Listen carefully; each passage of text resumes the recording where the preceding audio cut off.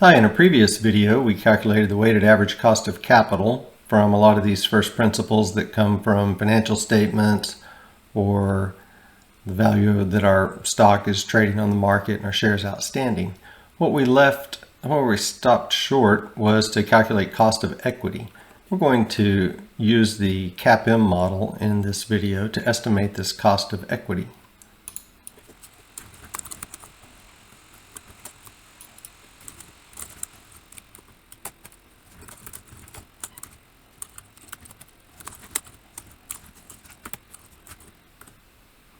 So let's say that we had a beta somewhere in the range of 1.3 and we knew that our risk-free rate was something like 3% and our expected market return was something like 7%. The Capm model says take that risk-free rate and add to it some portion, which would be beta of the excess returns.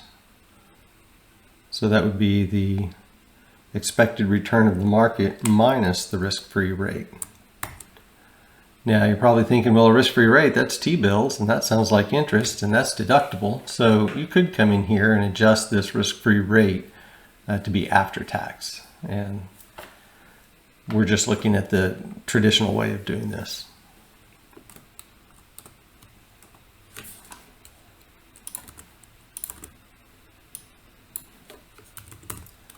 So if we're going to assume all those things, then we get some inputs, and I'm going to go ahead and call this an output. That's a pretty important one. We didn't call our intermediate calculations over here. We didn't format them up here as outputs. But since this whole video is about the cost of equity, then I'll go ahead and put that in there as an output. The method we're going to use today is we're going to cross-plot the returns on our stock versus the returns on the market. So I'm going to go over to Yahoo Finance to get historical prices to calculate those returns. I'm at Yahoo Finance. I'm going to type in a symbol for Apple and go to historical data. Choose a time period. I'm going to choose 5 years and grab monthly data. Daily or weekly is probably a little too erratic to use, and annual doesn't capture enough of the character, so typically people will use monthly data. 5 years is a good place to start, but it's not magical. When we apply that and download it,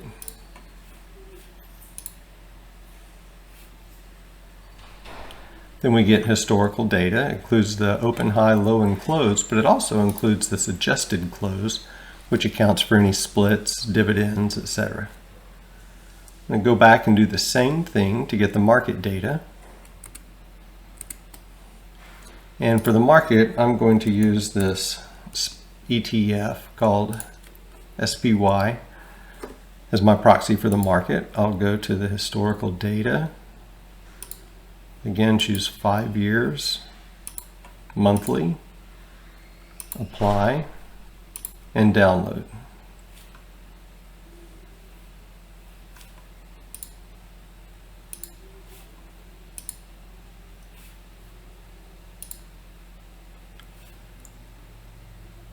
And once again, I have for each month, I have open, high, low, close, adjusted close, and the volume. So I'm going to copy this. Actually, I don't want to confuse myself about what I got, so I'm just going to cut it.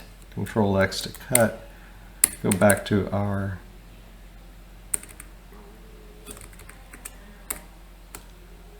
worksheet. I'm going to paste it in right here.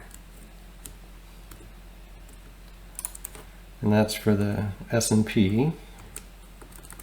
Then I'll go back and get the same data for Apple.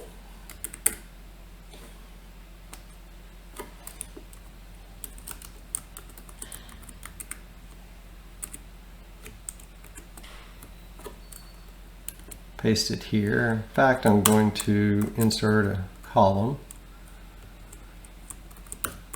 Alt-Hoy, Alt-Hoy. And to calculate my returns, I'm just going to use a simple periodic average, a periodic return. I'm going to take the adjusted close from the second month, divide it by the adjusted close from the first month, subtract 1, and I'll get the percent return. So that was my monthly periodic return. And copy that down, copy, paste, and those are my returns. Now you may notice I have been very trusting that Yahoo gave me the same exact dates, the same time frame. So to check that, I'm going to say this equals this. That's true. If I put that in parentheses, it's still going to be true. But check this out. If I add 0 to that, it's going to give me a 1 or a 0. So 1 means it's true. If I subtract off 1, 0 means it's true now, and a -1 would mean it's not. So if I double click that, I don't even have to look down, because who knows, I may have 30,000 rows. I can look at that sum and see that it's 0, and more importantly, I can look at the min and make sure that it's still 0, it's not -1. If one of those dates were off, like if Yahoo had given me February 28th instead of March the 1st, then this 1 would be a negative. Control Shift down, I'd see my minimum 1 there. Just a little tip there to check quickly that our dates are the same. So I'm going to undo all of this, including typing that check, because I feel good about our dates now. So we can take the returns, Control Shift down, scroll over, Control, click, and then Control Shift up. Scroll up a little bit, Alt N to insert, D to insert a scatter plot. And I sure don't want to use one with a line, because I don't care about the order of these points, I just care about the relation between these points. Because what we've done is we have made a plot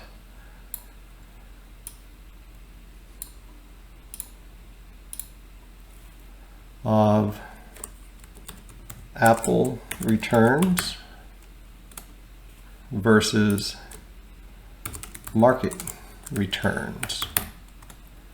And if we knew the slope of that line, well, we need to draw a line first. Right click and add a trend line, display the equation on the chart. 1265 is the beta that we're capturing. This y equals mx plus b.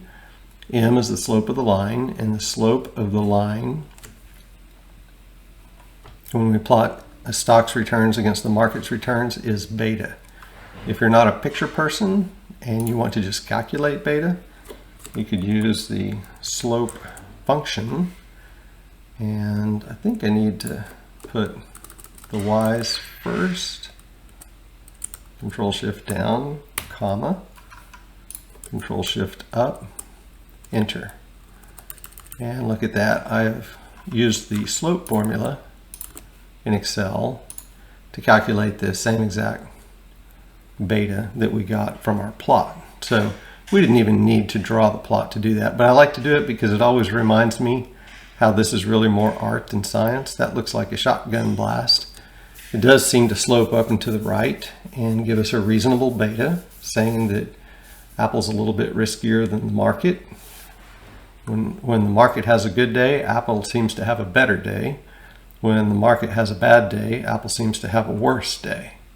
And that's what it means when we have a beta greater than 1.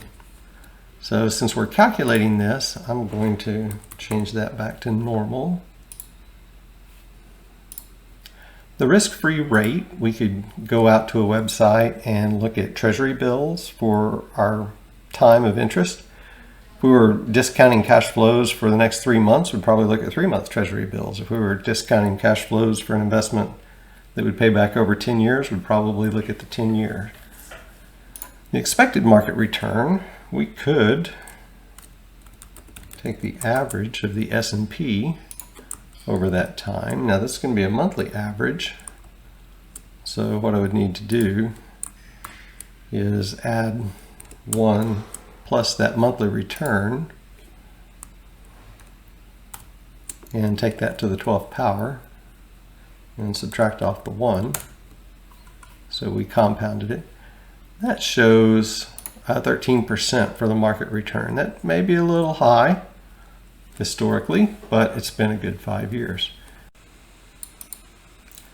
And that gives us a much better way to come up with the cost of equity. Instead of making it up, we use this market performance, compare it against the market itself performance, get a beta, assume a risk-free rate, or actually look up a risk-free rate, determine what we think our market return is, use the Capm model to get the cost of equity.